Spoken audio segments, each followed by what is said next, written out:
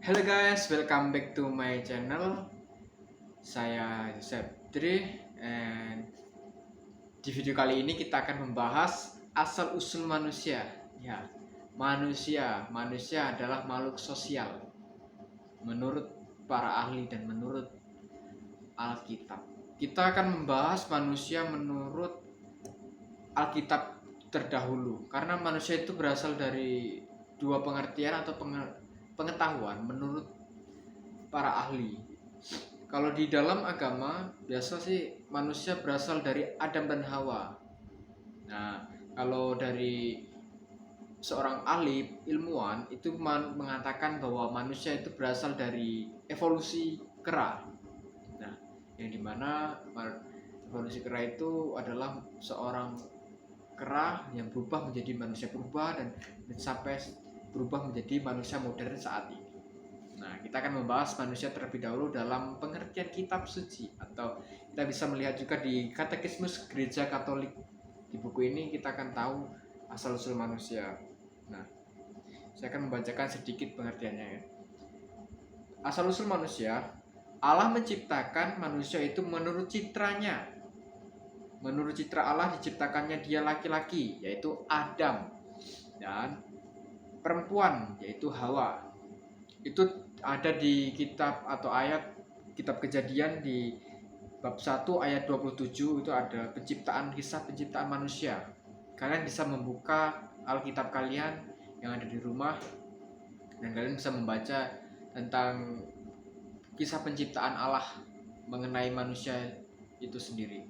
Nah, manusia menduduki tempat khusus dalam ciptaannya menurut citra Allah.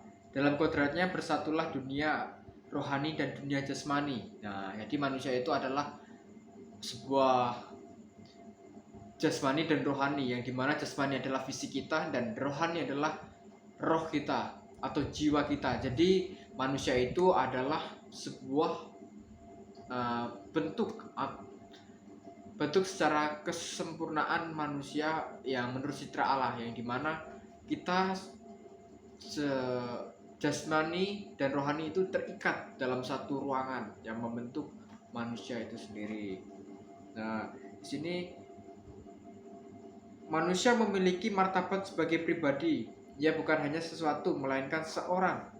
Ia mampu mengenali diri sendiri, menjadi tuan atas dirinya, mengabdikan diri dalam kebebasan dalam hidup dalam kebersamaan dengan orang lain. Karena rahmat itulah dipanggil ke dalam perjanjian dengan penciptaannya untuk memberi kepadanya jawaban iman cintanya, dan tidak dapat diberikan suatu makhluk lain sebagai penggantinya. Jadi Tuhan itu menciptakan manusia secara kodrati memiliki martabat atau sebuah kedudukan, kesadaran ya, yang dimana itu.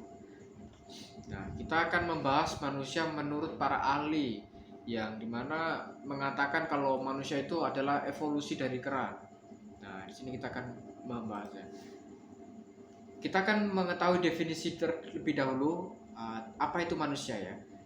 Keberadaan manusia berbeda dengan makhluk hewani dan tumbuh-tumbuhan karena kelahiran manusia memiliki aspek ada atau being dan sekaligus aspek menjadi becoming. Nah, sesuai adanya, kemanusiaan manusia harus diupayakan melalui proses pendidikan. Dalam kaitan itu, proses pendidikan semestinya bertolak dari konsep jati diri manusia yang seperti apa yang kehendak dikembangkan dalam diri seorang manusia menjadi subjek.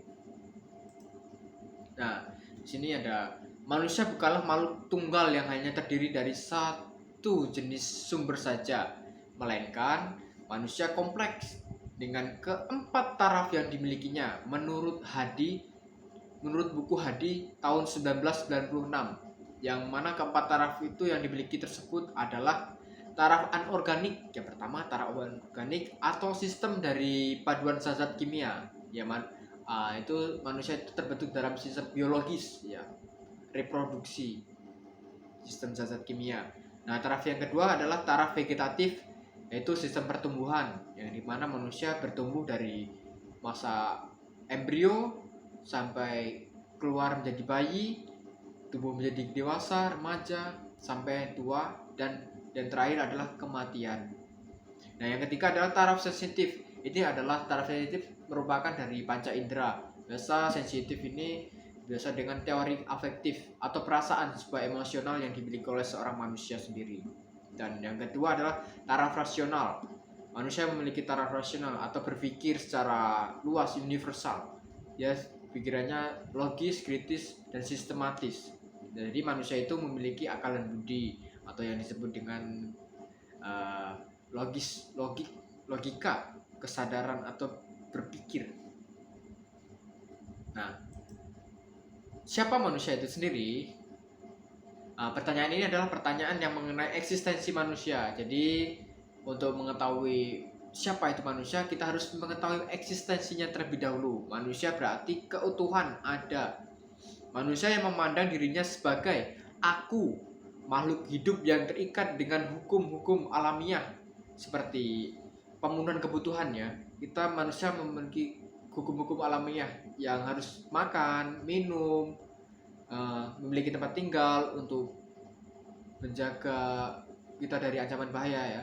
Terus yang ketiga dan keempat adalah berkembang biak, yang dimana manusia itu memiliki tugas sebagai tumbuh dan berkembang melalui pasangan-pasangan ya. Kalau kalian memiliki pasangan, kalau tidak ya mungkin kalian bisa mengembangkan atau memberikan hidup kalian kepada panggilan. Oke, kita lanjut. Aku adalah makhluk sosial yang memerlukan kehadiran manusia lain. Jadi manusia itu adalah makhluk sosial. Jadi dia tidak bisa hidup sendiri. Dia terus membutuhkan bantuan satu sama lain dari manusia tersebut, sehingga membentuklah suatu kelompok atau suatu organisasi dalam memenuhi kebutuhan hidupnya. Nah, sini ada hakikat manusia ya. Hakikat manusia sebagai makhluk alamiah adalah makhluk sosial. Manusia adalah sebagai makhluk alamiah. Manusia terikat dengan keadaan jasmaniah. Yang pertama ada jasmaniah itu jenis kelamin antara perempuan dan laki-laki, rentang usia dari lahir sampai mati, terus kondisi fisik sehat atau sakit, dan naluriah mendekati kenikmatan atau menjauhi kesulitan, yaitu sebagai tujuan dari hidup manusia prosesnya. Nah, sini kita akan membahas manusia menurut Plato. Aristoteles berpandang bahwa manusia utama harus senantiasa mengarahkan tujuan hidupnya dengan kekuatan intelektual atau pengetahuan berpikir intelektual dalam diri, pengetahuan dalam diri. Etis menuju keutamaan dalam diri manusia, baik keutamaan dalam berpikir maupun keutamaan dalam bertindak. Itu merupakan konsekuensi logis dalam manusia. Manusia adalah animal rasional, hewan yang berakal budi. Jadi manusia itu tuntutannya adalah berpikir. Jika manusia tidak mau berpikir, berarti manusia hilang sebagai manusianya, tinggal animalnya atau ya disebut binatangnya lah ya.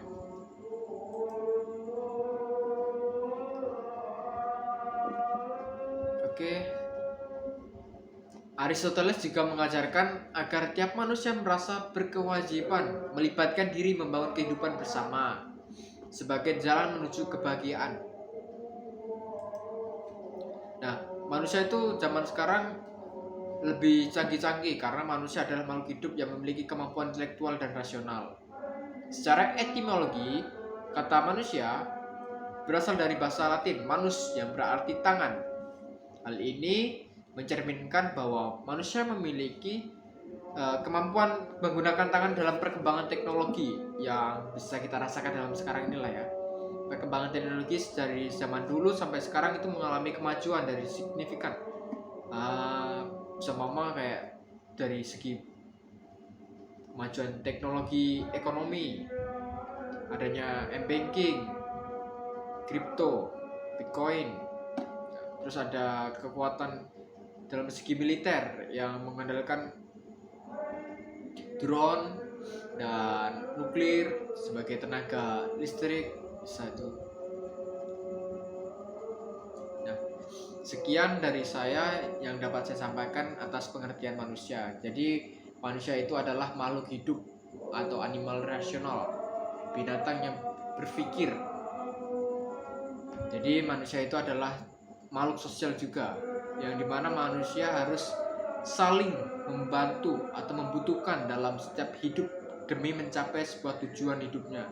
Yang orang mengatakan tujuan manusia adalah kebahagiaan, tetapi tujuan manusia bukanlah sebuah kebahagiaan, melainkan suatu proses di mana manusia bisa bertumbuh dan berkembang dalam menjalani kehidupannya. Jadi kebahagiaan bukanlah sebuah tujuan, melainkan efek samping dari sebuah proses atau pengalaman kita dalam menjalani kehidupan. Oke, sekian yang bisa saya sampaikan, semoga bermanfaat bagi yang melihat dan menonton ini. Saya Yosep, saya ucapkan terima kasih, goodbye, see you next time di next video. Oke.